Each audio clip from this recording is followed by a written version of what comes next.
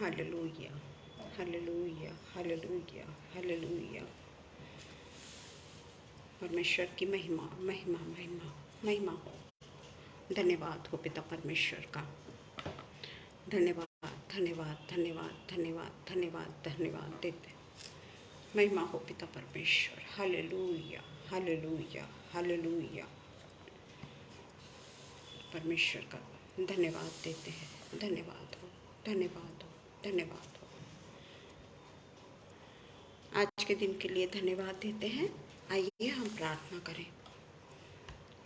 धन्यवाद हो पिता, धन्यवाद हो पिता, धन्यवाद धन्यवाद और धन्यवाद देते हैं पिता परमेश्वर, ये पवित्र समय के लिए पिता परमेश्वर कि आज आपने फिर से पिता परमेश्वर हमको अपने पिता परमेश्वर महिमा के लिए चुना।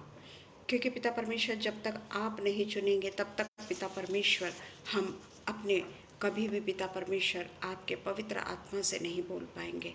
पर जब चुनाव आपके तरफ से होता है पिता परमेश्वर, उस समय पवित्र आत्मा भी आप ही के तरफ से हम प्राप्त करते हैं पिता। उसके लिए पिता परमेश्वर हम दिल के गहराई से आपको धन्यवाद करते हैं पिता कि आज का दिन पिता परमेश्वर आपने इसीलिए पिता परमेश्वर हमारे लिए रखा कि हम आपकी स्तुति और आराधना करने वाले हो सके, आपकी महिमा करने वाले हो सके पिता।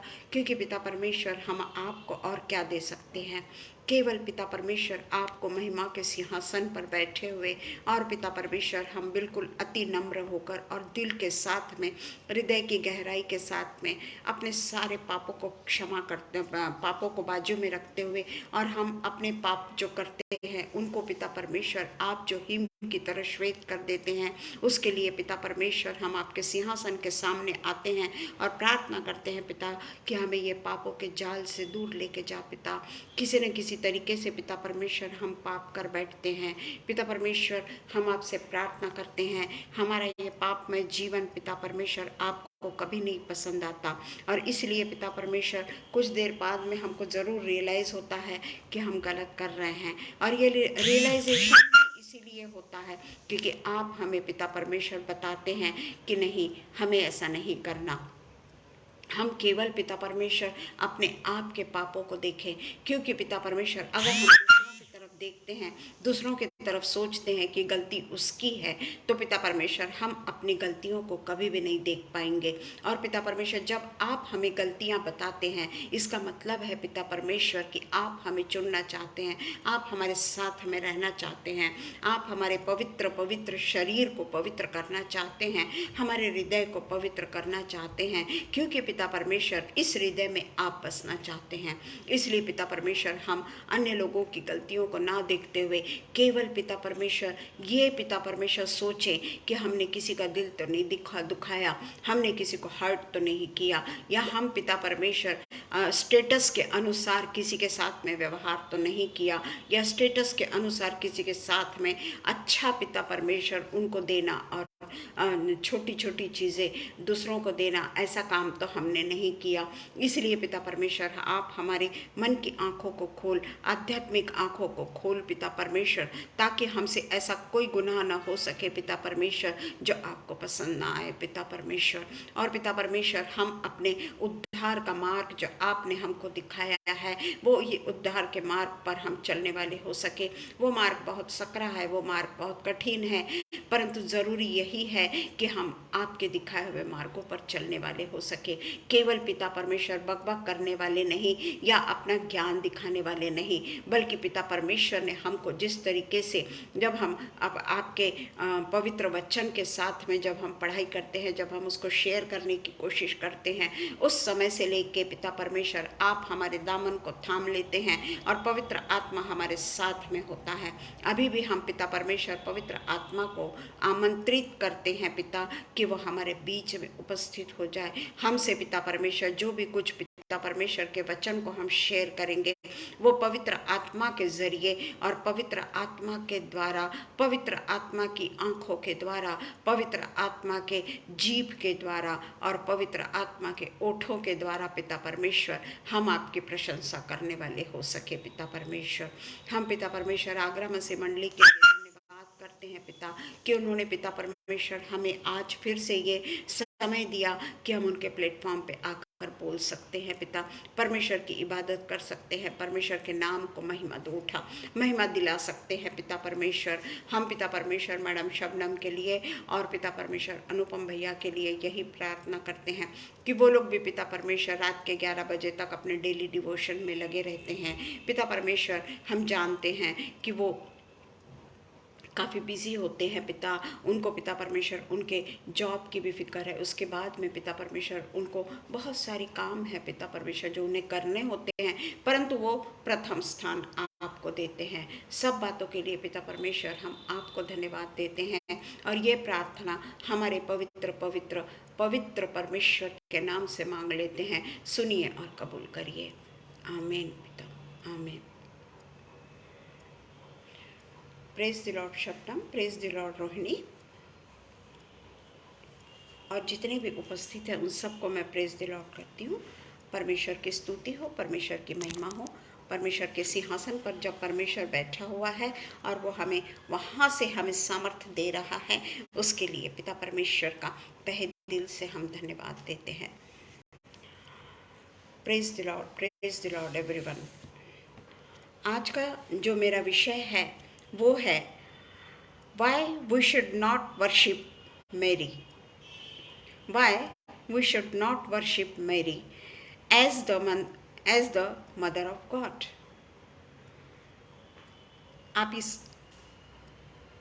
जो शीर्षक है उससे ही आप पहचान गए होंगे कि मदर मेरी, यीशु मसीह की माँ, पवित्र आत्मा से गर्भवती होती है, क्योंकि परमेश्वर बहुत सारी ऐसी लड़कियां होगी उस समय, परंतु परमेश्वर के द्वारा चुनी गई महिला, पवित्र महिला, यीशु मसीह को जन्म देने वाली महिला, कुंवारी महिला, और कुंवारी महिला गर्भवती होती है और वो स्वर्गदूत जब उसके पास में जिब्राइल आता है वो उनकी बातों को सुनती है और बिना हिचकिचाहट के, बिना किसी यानी कहना चाहिए कि करते हुए कि ऐसा कैसा होगा, उनके साथ में कुछ वार्तालाप करते हुए वो नहीं पाई गई।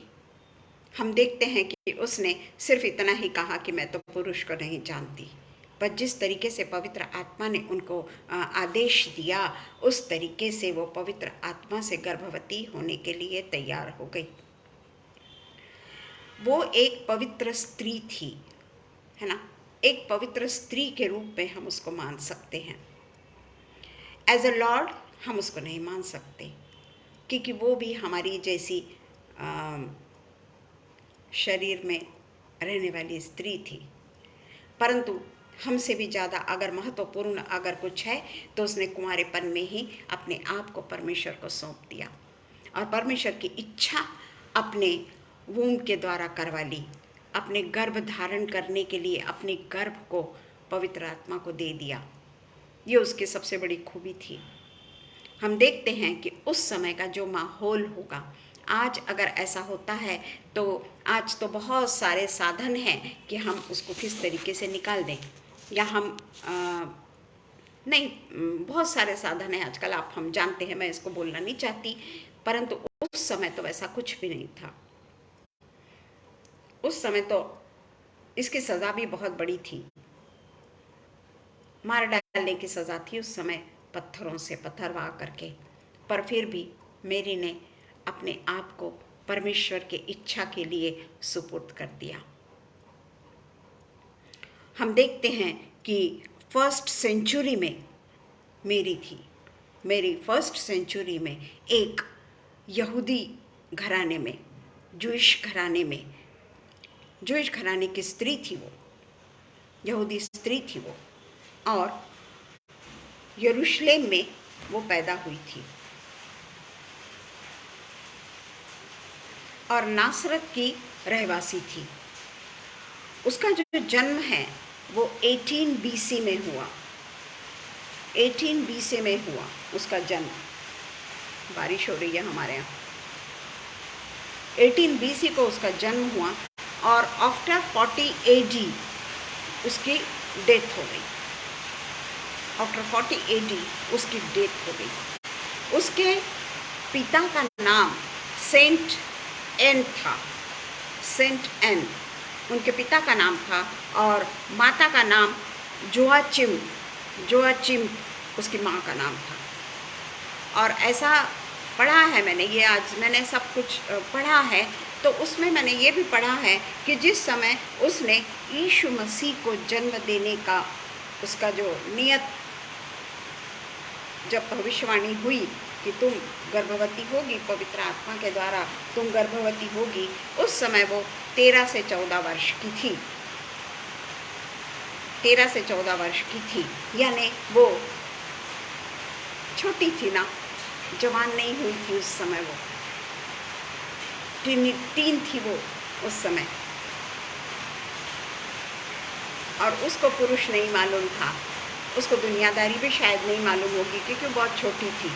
आजकल के ज़माने में तो बच्चे बड़े जल्दी बड़े हो जाते हैं और बड़े जल्दी उसको समझ आ जाती है, क्योंकि ऐसी बहुत सारी चीज़ें हैं जिससे छुटपन में ही बच्चा सब कुछ जान जाता है। परंतु इस तरीके के सिचुएशन में, उस तरीके के माहौल में भी उसने यीशु मसीह को जन्म देने के लिए वो तैयार हो गई। उसके साथ साथ में जिसके साथ में उसकी मंगनी हुई थी, यूसुफ, उसने भी, उसका भी कहीं तो कोई हाथ है, क्योंकि उसने उसको चुपचाप से छोड़ देने की योजना बनाई थी। उसने सोचा था कि मेरे साथ इसका संबंध नहीं है, वो नहीं है, और ये गर्भवती कैसे हुई, तो उसने सोचा कि इसकी बदनामी करने की ज़रूरत नहीं है, हम इसको चुपचाप छोड़ देंगे। परंतु वैसा ना करते हुए उसको स्वर्गदूत जिब्राइल ने ही दर्शन दिया और उससे कहा कि वो पवित्र आत्मा से गर्भवती हुई। और वो जिब्राइल की बात यूसुफ ने सुना। हमारे जैसे लोग होते तो 10 बार सोचते, पता नहीं कौन बोल रहा है,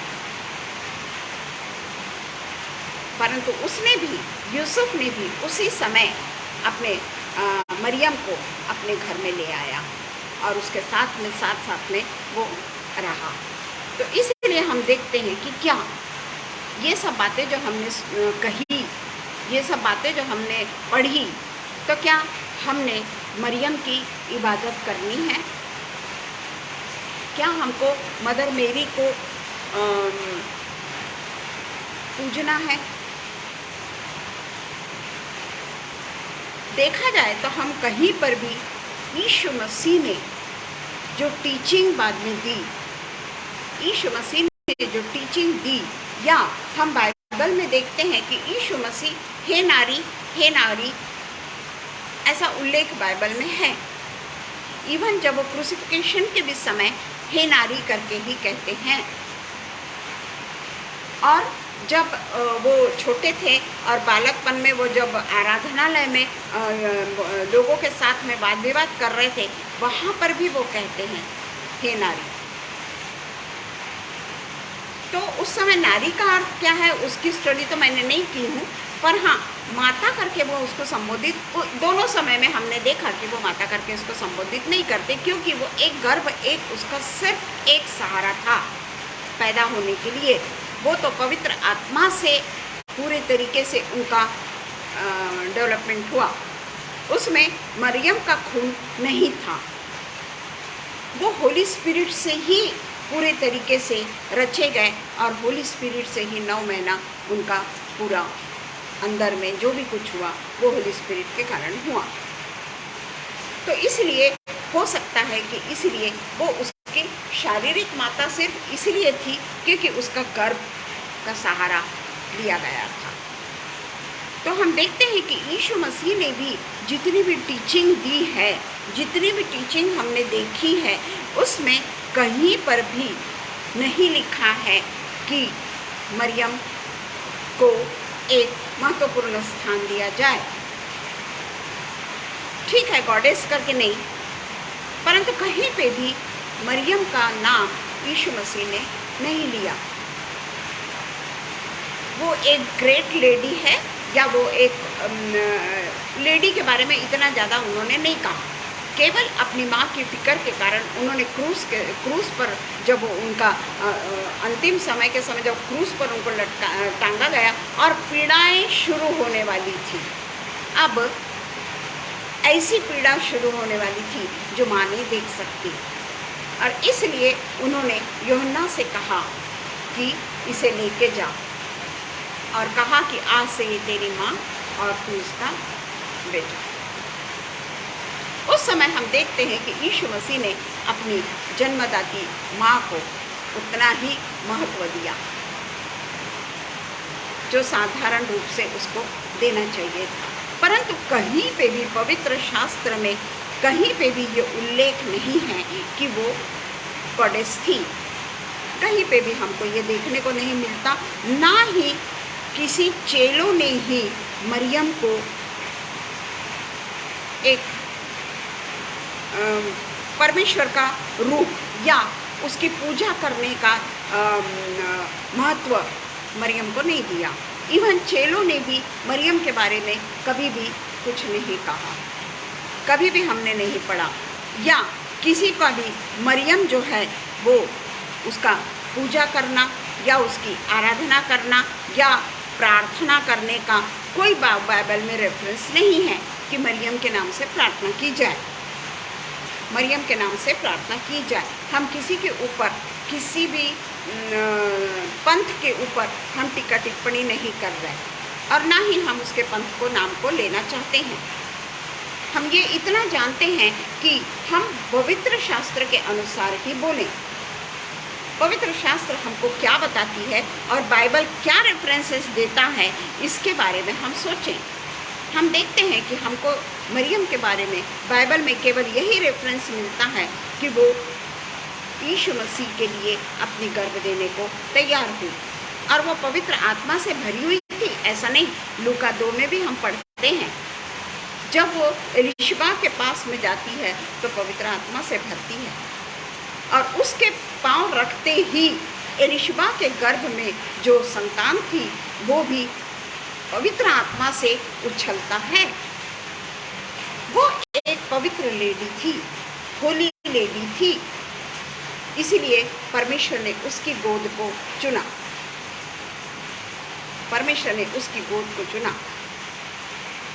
ये उसका महत्व हम नहीं भूल सकते। वो होली स्पिरिट से भरी हुई लेडी थी। और हम आगे भी देखते हैं कि इतना सब कुछ होने के बावजूद भी काना के शहर में भी यीशु मसीह कह देते हैं कि हे नारी, तेरा मुझसे क्या काम, मेरा समय अभी नहीं हुआ। पर वो फिर भी उनके चेलों से कहती है कि इसे ये काम करने को कहो। कई बार वो हम देखते हैं कि पर यीशु मसीह बोलते हैं उनको, पर वो नज़रअंदाज करती है क्योंकि वो जानती है कि ये जो है ये परमेश्वर है, परमेश्वर का पुत्र है जो मेरे कोख में बड़ा। और इसलिए हम देखते हैं कि हमको ना ही रोज़री पढ़ना है, रोज़री वो क्या बोलते हैं, रोज़री पढ़ना बोलते हैं या क्या बोलते हैं मैं तो नहीं जानती। वो रोज़री से वो लोग जो परमेश्वर की स्तुति करते हैं, आराधना करते हैं, वो हमको करने की ज़रूरत नहीं है क्योंकि हमको पवित्र शास्त्र में इसका उल्लेख कहीं नहीं मिलता। जो पवित्र शास्त्र हम पढ़ते हैं वही पवित्र शास्त्र हम रोमन कैथलिक लोग के भी पास है, उसमें शायद कुछ बुक्स ऐड है, 2 या 3 कुछ बुक्स ऐड है उसमें। तो हमको कहीं नहीं मिलता कि तुम्हें रोज़री पढ़ना है, ये संदर्भ हमको पवित्र शास्त्र में नहीं मिलता। यीशु मसीह ने अपने चेलों को केवल और केवल पिता परमेश्वर से प्रार्थना करना सिखाया। मरियम की प्रार्थना नहीं है, रोज़री बोलते हैं शायद, वो भी पढ़ने के लिए यीशु मसीह ने नहीं कहा। और जिस तरीके से हम देखते हैं कि वो यीशु मसीह के नाम से किस तरीके से यीशु मसीह ने पिता परमेश्वर से प्रार्थना करना सिखाया, जो हमको मिलता है लूका 11:1-2। लूका 11:1-2। वह किसी जगह प्रार्थना कर रहा था। जब वह प्रार्थना कर चुका तो उसके चेलों में से एक ने उससे कहा, हे प्रभु, जैसे यूहन्ना ने अपने चेलों को प्रार्थना करना सिखाया वैसे ही हमें भी तो सिखा। उसके बाद में हम पढ़ते हैं, उसने कहा कि जब तुम प्रार्थना करो तो हे पिता, तेरा नाम पवित्र माना जाए, तेरा राज्य आए, हमारी दिन भर की रोटी हमें दिया कर और हमारे पापों को क्षमा कर, क्योंकि हम भी अपने हरेक अपराधी को क्षमा करते हैं और हमें परीक्षा में न ला। हम प्रेयर जब करते हैं ना, तब हम बोलते हैं जिस तरीके से हमने अपने अपराधों को क्षमा किया वैसे ही तू हमारे अपराधों को क्षमा कर। हम कौन होते हैं अपने अपराधों को क्षमा करने वाले? पर हम प्रेयर यही करते हैं ज़्यादातर कि जैसे हमने अपने अपराधों को क्षमा किया वैसे तू हमारे अपराधों को क्षमा कर। पर यहाँ पे परमेश्वर का वचन कहता है क्योंकि हम भी अपने हरेक अपराधियों को क्षमा करते हैं।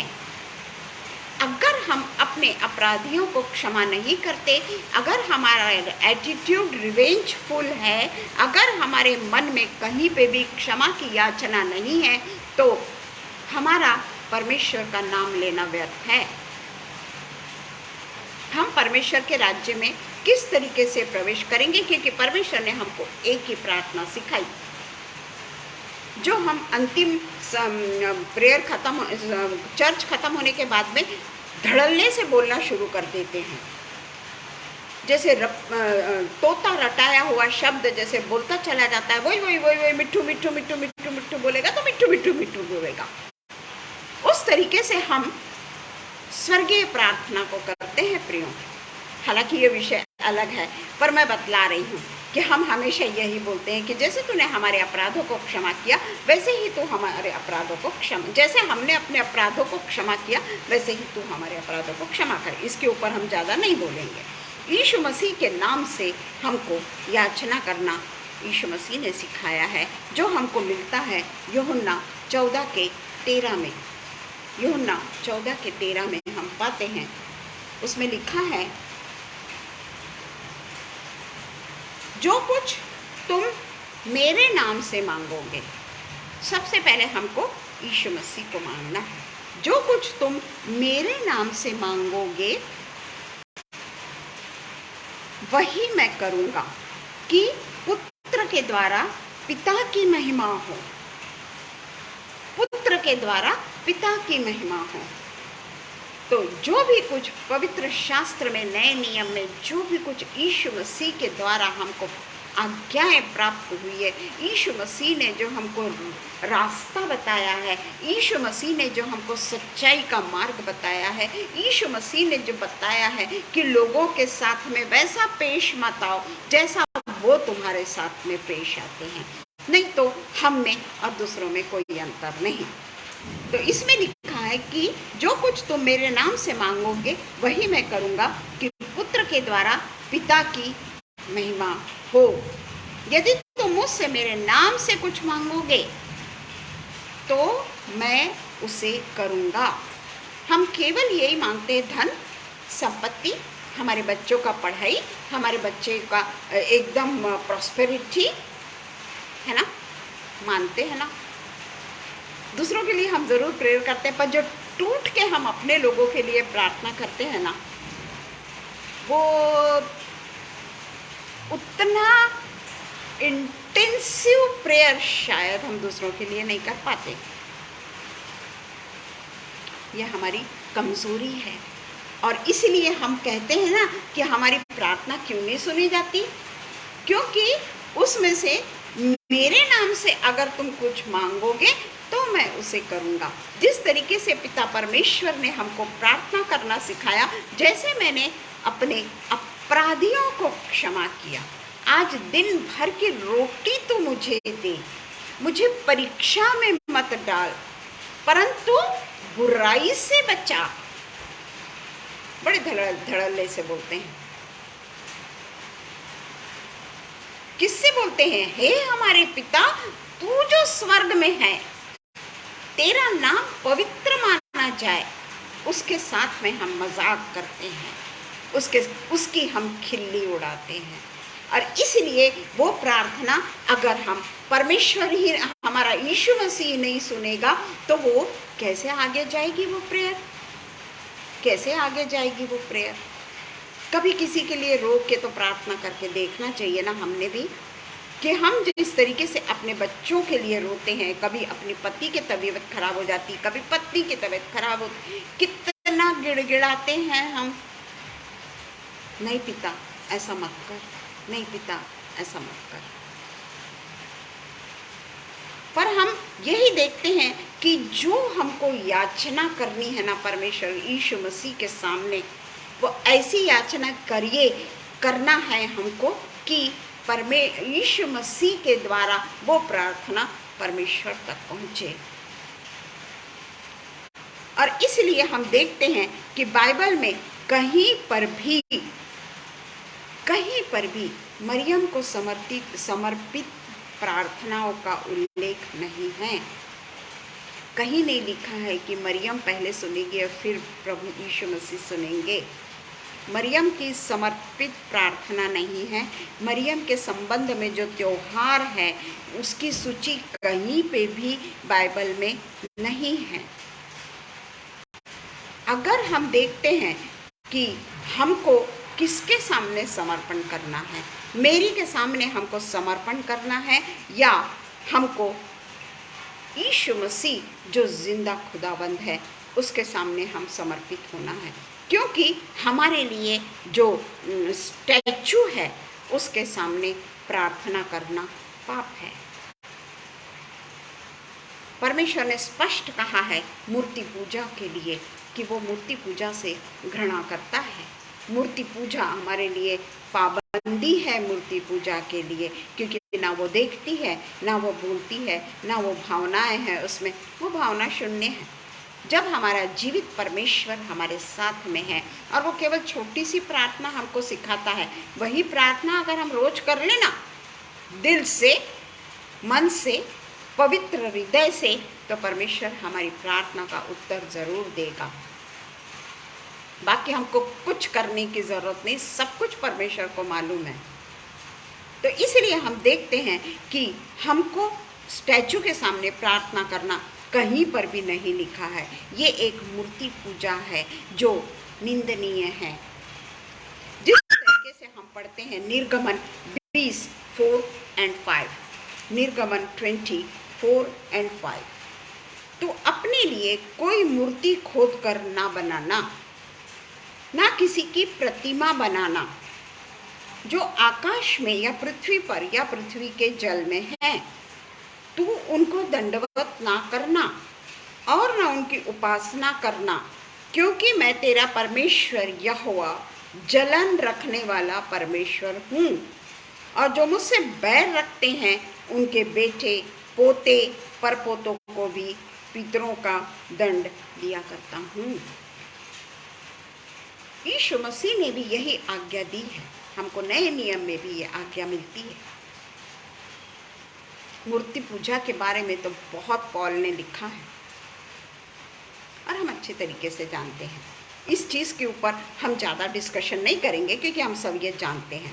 उसके बाद में हम देखते हैं कि बाइबल में कहीं नहीं कहा गया है कि मरियम ने त्रुटिहीन गर्भधारण किया या इलीगल गर्भधारण किया, कहीं नहीं लिखा है।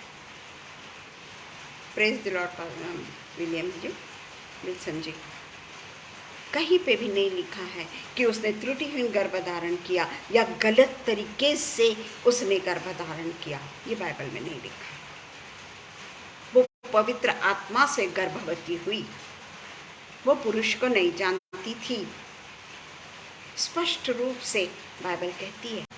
इवन पुराने नियम में भी कहा गया है कि एक स्त्री पवित्र आत्मा के द्वारा गर्भवती होगी और पुत्र जनेगी और उसका नाम इमैनुएल रखना। कहीं पे भी हम नहीं देखते कि उसने गलत तरीके से, बाइबल कहीं पे भी नहीं बताती। और ये भी नहीं कहा है कि ये भी नहीं कहा गया है कि वो स्वर्ग में पूरे तरीके से स्वदेह उठा ली गई। हमको उसकी इबादत क्यों नहीं करनी है? क्योंकि वो हमारी ही तरह एक मनुष्य के रूप में रही। हालांकि उसको हमसे ज़्यादा पवित्र थी, हमसे ज़्यादा उसने परमेश्वर यीशु मसीह को जन्म दे के उसकी परवरिश की, उसकी मृत्यु को भी देखा, उसके क्रूसिफिकेशन के समय उसको हो रहे दर्द को भी अनुभव किया। पर फिर भी वो शरीर था उसका, शरीर में थी वो, और इसलिए कहीं पे भी बाइबल में नहीं लिखा गया है कि वो स्वर्ग में सदेह उठा ली गई।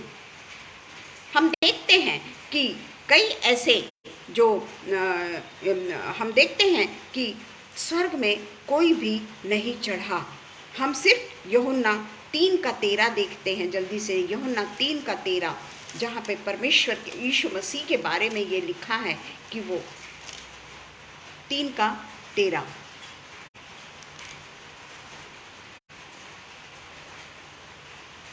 कोई स्वर्ग पर नहीं चढ़ा, कोई स्वर्ग पर नहीं चढ़ा, केवल वही जो स्वर्ग से उतरा, स्वर्ग से उतरा। हम बोलेंगे एलिया तो गया था स्वर्ग पर स्वर्ग से उतरा। यहाँ पे देखिए, स्वर्ग से उतरा अर्थात मनुष्य का पुत्र जो स्वर्ग में है। कई ऐसी जो प्रतिभाएं हैं, कई ऐसे जो डॉक्यूमेंट्स है, यानी कहना चाहिए प्रतियां जो है, जो प्रेतात्माओं को मानती है। ऐसे बाइबल को भी कई तरीके से हमने देखा है कि सैटन वर्शिप बोलिए या अलग अलग तरीके आके आजकल जो कल्ट आने लगे हैं, ओनली जीसस या ओनली क्या बोलते हैं उसको, यानी पुराने नियम के अनुसार ही हमको चलना है, पुराने नियम, यहोवा को ओनली, यहोवा मिशन, करेक्ट, यहोवा मिशन है ना, अलग अलग कल्ट है। परंतु हम देखते हैं कि ये जो प्रेतात्माओं को मानती है, और इसलिए हम कभी भी उसके ऊपर विश्वास नहीं करेंगे कि मरियम को सदेह उठाया गया। नहीं उठाया गया उसको सदेह, पवित्र थी ज़रूर वो। और हम देखते हैं कि कई बार मरियम को इतना ज़्यादा दया का पात्र और मध्यस्थी के रूप में पेश किया जाता है कि यीशु मसीह की सच्ची भूमिका को कम कर दिया जाता है। यीशु मसीह की सच्ची भूमिका, कई ऐसे वो है कि यीशु मसीह की सच्ची भूमिका को वो जानते ही नहीं हैं। अभी भी उनके इसमें यीशु मसीह क्रूस पर ही टंगा हुआ है। अभी भी वो लोग प्रसाद है या मोमबत्ती है या अगरबत्ती है या जो भी कुछ लुभान जो भी कुछ है, उसको जलाकर यीशु मसीह के सच्चे रूप को छिपाते हैं, यीशु मसीह के सच्ची भूमिका को कम करते हैं। और हम देखते हैं कि आज भी लोगों के मन में, रोमन कैथलिक जो क्रिश्चियंस है वो ऐसे होते हैं, ये लोगों के मन में पूरे तरीके से भरा पड़ा है। वो सोचते हैं कि वो क्रिश्चियंस सही तरीके के क्रिश्चियंस हैं, और वो जो कुछ करते हैं उनको, क्योंकि पिक्चरों में बताया जाता है वैसा ही शो लोगों को उसी तरीके से सोचते हैं। हम देखते हैं कि पवित्र शास्त्र में मूर्तियों या छवि की पूजा करना, किसी भी छवि का, किसी की भी प्रतिमा बनाकर उसकी पूजा करना, ये पवित्र शास्त्र में बहिष्कृत है। पवित्र शास्त्र उसके खिलाफ है। हमारा बाइबल बताता है कि हमारा एकमात्र जिंदा खुदाबंद है, एकमात्र, और कोई नहीं, और वो भी जिंदा। हम किसी मृतक की आराधना नहीं करते, इसलिए हमारे यहाँ कभी भी फूलों का हार या उसके सामने कुछ चढ़ावा, या सवेरे उठते ही साथ में, कई लोगों को मैंने देखा सवेरे उठते ही साथ में परमेश्वर के क्या बोलना चाहिए, फोटो को देखते हैं। उठते ही साथ में वो परमेश्वर के फोटो को देखते हैं। प्रेयर भी जब करते हैं ना, तो जहाँ पर फोटो होती है यीशु मसीह की, उसके सामने जाकर प्रेयर करते हैं। हमको कोई ज़रूरत नहीं है उसकी, हमको इज़राइल जाने की भी ज़रूरत नहीं है। हमारा पिता परमेश्वर तो हमारे साथ, घूमने के लिए जाइए ना आप, मैं ये नहीं बोल रही, वहाँ यीशु मसीह का जन्म हुआ, प्रतीक है वो यीशु मसीह के जन्म स्थान का, ठीक है ना। पर वो कहने का मतलब, हमारा यीशु मसीह तो हमारे साथ में है ना। वो तो बोलता है ना कि मैं तुम्हारे पूरे अंग में बसा हुआ हूँ। तो फिर भी हम वो जिंदे खुदावंद को कितना प्यार करते हैं, ये हम अपने आप से पूछें, और उसकी आज्ञाओं का हम कितना पालन करते हैं, जबकि हम यूहन्ना कई बार हम जानते हैं यूहन्ना 3:16 के बारे में कि यीशु मसीह, क्योंकि परमेश्वर ने जगत से ऐसा प्रेम किया कि उसने अपना इकलौता पुत्र दे दिया कि जो कोई उस पर विश्वास करे वो नाश न हो परंतु सार्वकालिक जीवन पाए। परमेश्वर ने पुत्र को जगत में इसलिए नहीं भेजा कि जगत पर दंड की आज्ञा दे, परंतु इसलिए कि जगत उसके द्वारा उद्धार पाए।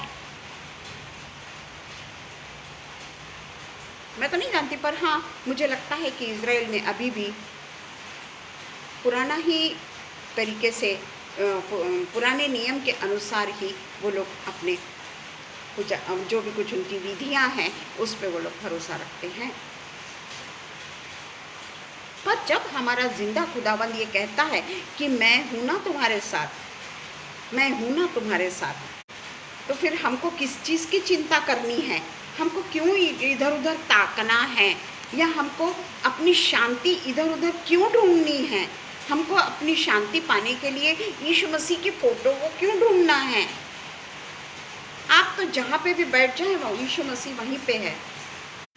पूरी दुनिया का, सृष्टि का कर्ता है वो। हम उसकी फोटो को क्यों ढूंढते हैं? पर हम ढूंढते हैं। कई लोग होते हैं जो ढूंढते हैं। 1 जॉन 4:1-6। हे प्रियो, हरेक आत्मा की प्रतीति ना करना, हरेक आत्मा की प्रतीति ना करो, पर आत्माओं को परखो। जो मैंने ऊपर बताया कि किस तरीके से वह आत्माएं हमको हमारे पथ से बहिष्कृत करती है, भ्रष्ट करती है। हमको आत्माओं को परखो कि वे परमेश्वर की ओर से है कि नहीं, क्योंकि बहुत से झूठे भविष्यवक्ता जगत में निकल पड़े हैं। परमेश्वर का आत्मा तुम इसी रीति से पहचान सकते हो। जो आत्मा मान लेती है कि यीशु मसीह शरीर में होकर आया है, वह परमेश्वर की ओर से है, और जो आत्मा यीशु को नहीं मानती वह परमेश्वर की ओर से नहीं। जिसकी चर्चा तुम सुन चुके हो कि वह आने वाला है और अब भी जगत में है। हे बालकों, तुम परमेश्वर के हो और तुम में उन पर जय पाई है, क्योंकि जो तुम में है उसमें जो संसार से बड़ा है वे संसार के हैं, इस कारण वे संसार की बातें बोलते हैं और संसार उनकी सुनता है, हमारी नहीं सुनेगा। संसार हमें बहिष्कृत करेगा, हमें गलत तरीके से देखेगा, हमें नीचा दिखाएगा, हमें तुच्छ समझेगा। समझने दीजिए। और हम परमेश्वर के हैं। जो परमेश्वर को जानता है वो हमारी सुनता है, जो परमेश्वर को नहीं जानता वह हमारी नहीं सुनता। इस प्रकार हम सत्य की आत्मा और भ्रम की आत्मा को पहचान लेते हैं। हम क्योंकि परमेश्वर के पुत्र और पुत्रियां हैं ना, यीशु मसीह के हम पुत्र और पुत्रियां हैं ना, हम परमेश्वर के लोगों को, परमेश्वर की आत्मा को, चाहे लोग हमें कितना भी बहकाए, वो वहाँ खड़ा है यीशु मसीह, अरे यीशु मसीह आ गया, यीशु मसीह वहाँ है, यीशु मसीह यहाँ है, हम दौड़ के ना जाएं। हम केवल सच्चे परमेश्वर पर विश्वास किए करके, उसमें लिखा है ना कि वो बादलों पर पहले आएगा। तो इसीलिए हम हर बातों की भविष्यवाणी स्वर्गदूतों के द्वारा हुई है। हम देखते हैं उसकी जन्म की भविष्यवाणी भी स्वर्गदूतों के द्वारा हो चुकी है। इसके लिए हम अच्छी तरीके से जानते हैं कि लूका के इसमें काफ़ी डिटेल में लिखा गया है, तो हमारे पास में पढ़ने को भी समय नहीं है और हम सब कुछ जानते भी हैं। सिर्फ हम 1:35 पढ़ लेंगे। लूका 1:35। स्वर्गदूतों ने उसको उत्तर दिया, पवित्र आत्मा तुझ पर उतरेगा मरियम को, और परम प्रधान की सामर्थ्य तुझ पर छाया करेगी, इसलिए वह पवित्र जो उत्पन्न होने वाला है परमेश्वर का पुत्र कहलाएगा। ये हमारा विश्वास है। केवल इतना ही हमको विश्वास करना है। हमें यही विश्वास करना है कि परमेश्वर का वचन हमसे क्या बोलता है। प्रेज द लॉर्ड, प्रेज दीदी। परमेश्वर का वचन हमारे लिए क्या कहता है, उतना ही हमको विश्वास करना है। और जब हम परमेश्वर के द्वारा रचे गए हैं और हम उसके पुत्र और पुत्रियां हैं, तो हमारी क्या ड्यूटी है? हम बोल रहे हैं ना हम परमेश्वर के पुत्र और पुत्रियां हैं, तो हमारी क्या ड्यूटी है? क्या ड्यूटी है हमारी? सिर्फ आके परमेश्वर के वचन को बोल देना और सोमवार की रास्ता देखना और मंडे को शुक्रवार की रास्ता देखना, यही मेरा काम है क्या? यही होता है क्या मेरी जिंदगी में? क्या करना है मुझको? परमेश्वर के लिए मुझे क्या करना है? मेरी क्या ड्यूटी है?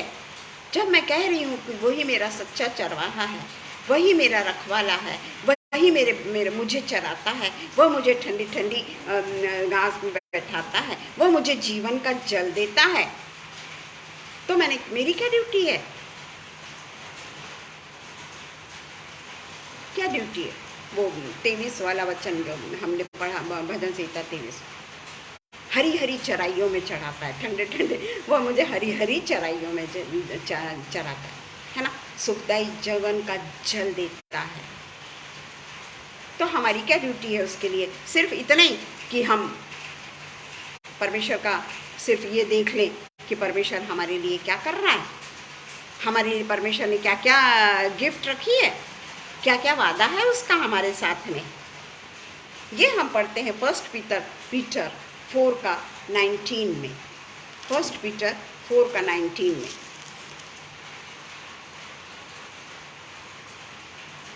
इसलिए नहीं 4 का 7 से पढ़ेंगे हम, तब हमको समझेगा वो।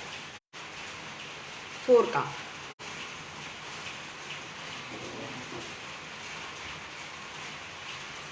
सब बातों का अंत तुरंत होने वाला है, इसलिए संयमी होकर प्रार्थना के लिए सचेत रहो।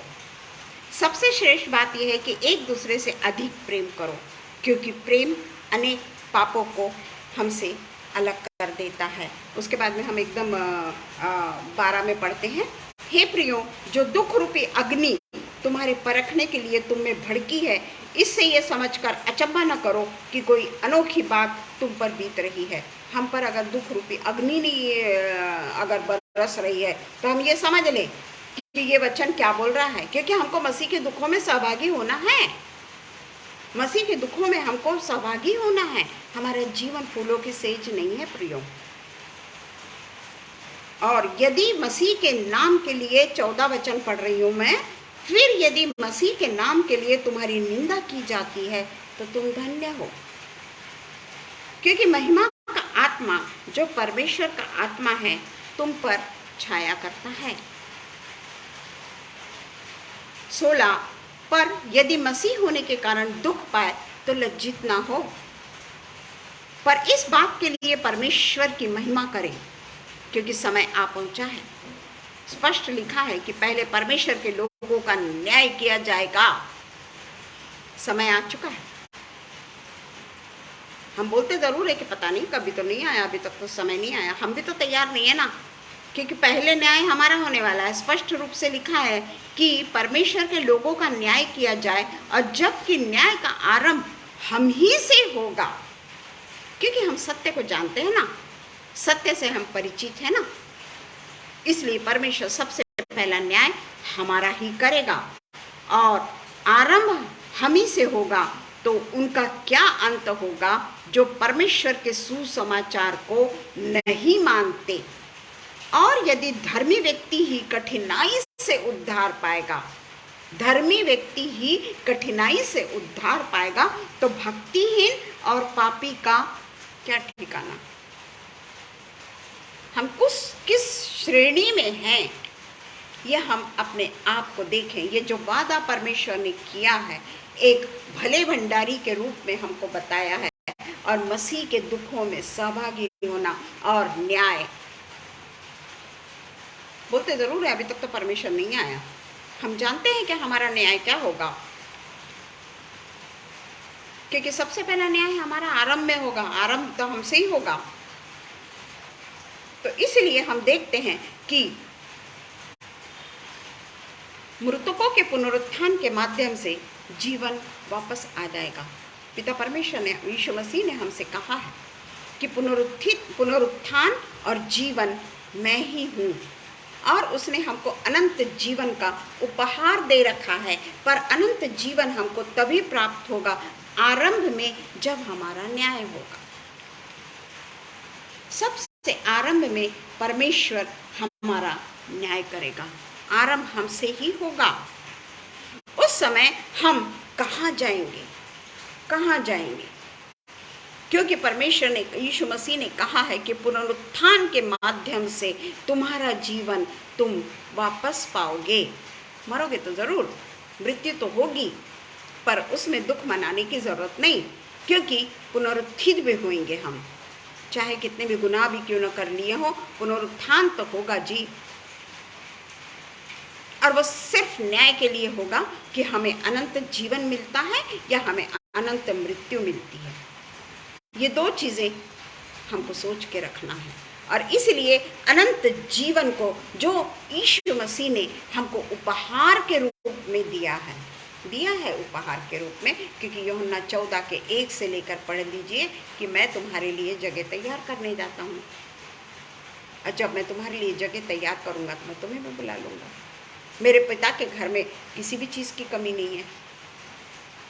तो हमारा जो अनंत जीवन का उपहार हमको मिला है, उस उपहार को हम किस तरीके से गेन करें, किस तरीके से गेन करें हैं।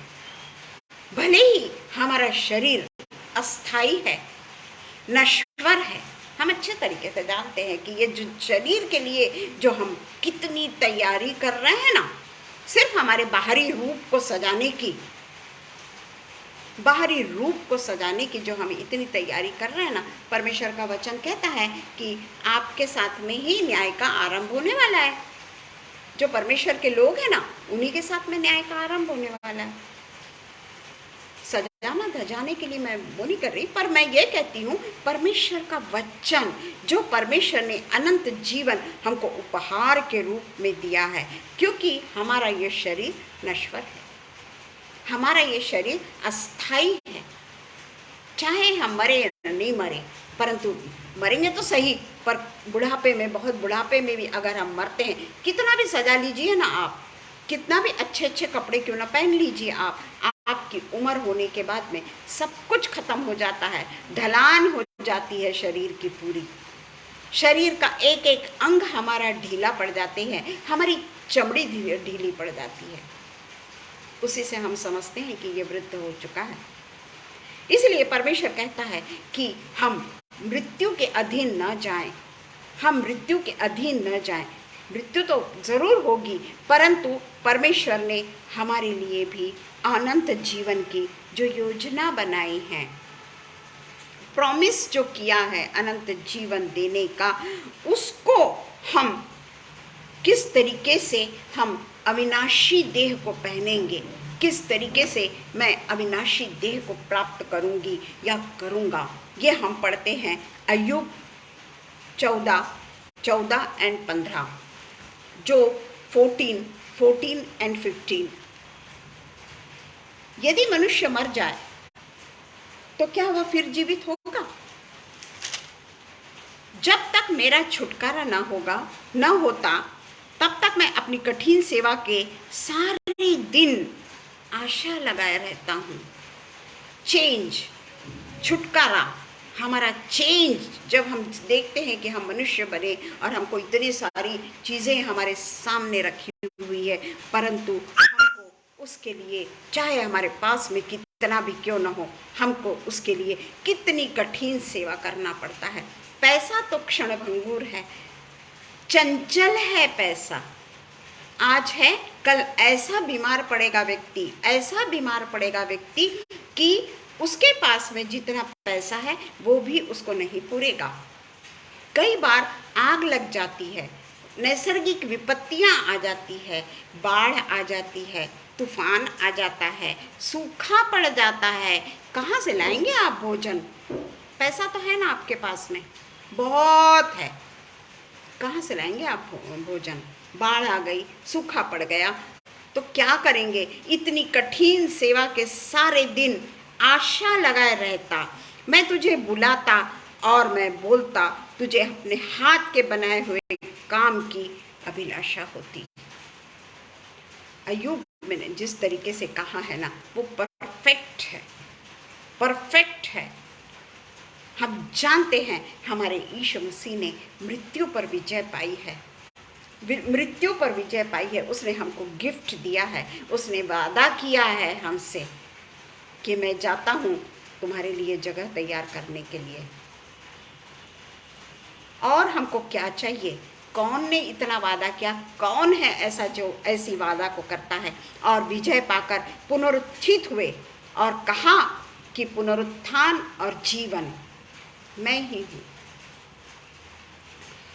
सो हम पर भी कोई मृत्यु का अधिकार नहीं, बिल्कुल हम पर मृत्यु का अधिकार नहीं प्रियो।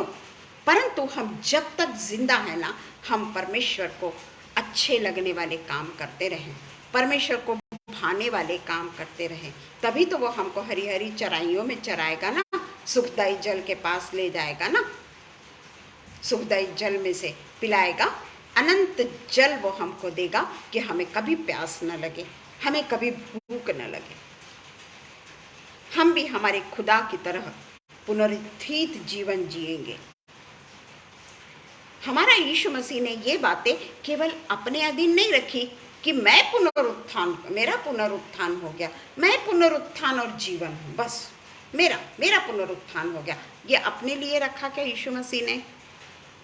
उसने अपने सारे बेटे और बेटियों के लिए, जिसने उसके रक्त से बपतिस्मा लिया है। मैं सिंपल पानी, जल और अग्नि, अपने रक्त से उसने हमें बैप्टाइज किया है। अगर उसका रक्त नहीं बहता, हमारे पाप क्षमा नहीं होते। हमारा बैप्टिज्म यीशु मसीह के रक्त से हुआ है। उसके जीवन का एक एक पहलू हम देखते हैं, वो अपने लिए नहीं जिया। हो सकता था यीशु मसीह कह सकता था कि मेरा पुनरुत्थान हो जाएगा, मैं तो परमेश्वर हूँ। वो हमको भी वो अधिकार देता है, वो हमको भी चाहता है कि जहाँ मैं रहूँ वहाँ तुम भी रहो, जहाँ मैं जाता हूँ वहाँ तुम भी आओ। तो कैसे आओ? जैसा यीशु मसीह ने तकलीफ में जीवन उठाया, जैसा यीशु मसीह ने पीड़ाओं में जीवन उठाया, जैसा यीशु मसीह ने दुखों में जीवन उठाया, जैसा यीशु मसीह गरीबी में रहा, जैसा यीशु मसीह के सिर पर छत नहीं था, यीशु मसीह ने गदहे का सहारा लिया अपनी सवारी के लिए। ये जीवन हमको अपने शरीर के लिए करना है। अच्छा रहे तो हम तो हर कोई यीशु मसीह की जय बोलेंगे, हर कोई प्रेज द लॉर्ड बोलेंगे। परंतु दुखों का कोई भरोसा नहीं है प्रियों कि कब हमारे बीच में दुख आ जाए, कब कभी नैसर्गिक विपत्तियां आ जाए या हमारे ही शरीर को कुछ हो जाए, हम नहीं जानते। जब तक डायग्नोस नहीं हुआ ना, सब कुछ ठीक है प्रियों। कोई चीज डायग्नोस होने के बाद में ही वहीं से मनुष्य का दुखों का पहाड़ टूट पड़ता है। पर हमारे पिता ने हमको एक बहुत बड़ी आशा दे रखी है, बहुत बड़ा हमको वादा करके रखा है, एक गिफ्ट दे रखा है, और वो है कि जो यीशु मसीह के अधिकार है ना, वो अधिकार हमको प्राप्त हुए हैं। यीशु मसीह ने अपने तक सीमित नहीं रखा उसके सारे अधिकार, बल्कि वो कहता है कि मुझसे भी तुम बड़े बड़े काम करोगे। इसीलिए हम परमेश्वर, जो हमारा यीशु मसीह, जो हमारा पिता, पुत्र और पवित्र आत्मा है, उसको छोड़कर हम किसी को नहीं करें। उसकी शिक्षाओं को माने, जो वो बोलता है, जो परमेश्वर ने बाइबल में कहा है, क्योंकि यीशु मसीह ने दुख और दुख ही देखा है। यीशु मसीह ने कभी खुशी नहीं देखी, फिर भी वो खुश रहा। हमारा तो थोड़ा सा कुछ हो जाता है तो हम कितना परमेश्वर को बोलते हैं, पर उसने जो हमको असीम शांति दी है ना, जो सारी समझ से परे है, असीम जो अनंत जीवन का वरदान जो दिया है ना हमको, उसी में अपने जीवन को पूरे तरीके से परमेश्वर की सेवा में समर्पित करना है। सेवा में समर्पित करना यानी लोगों के जो दुखों को हम उनके साथ में बांटना है। जो पीड़ा से गुजर रहे हैं, जो गलत बहुत ही गंदे गंदे कई बार ऐसा हम देखते हैं कि बुढ़ापे में कितने बेचारे तकलीफ में होते हैं, उन सब के साथ में हमको अपने जीवन को गुजारना है। ये अगर हम करते हैं तो परमेश्वर ने हमसे वादा किया है कि मैं जहाँ जाता हूँ वहाँ तुम भी मेरे साथ होंगे। परमेश्वर हमारे वचन पे आशीष दे। आइए हम प्रार्थना करें। धन्यवाद हो पिता, धन्यवाद हो पिता, धन्यवाद हो पिता परमेश्वर, इस सुंदर समय के लिए पिता परमेश्वर हम आपको धन्यवाद देते हैं पिता।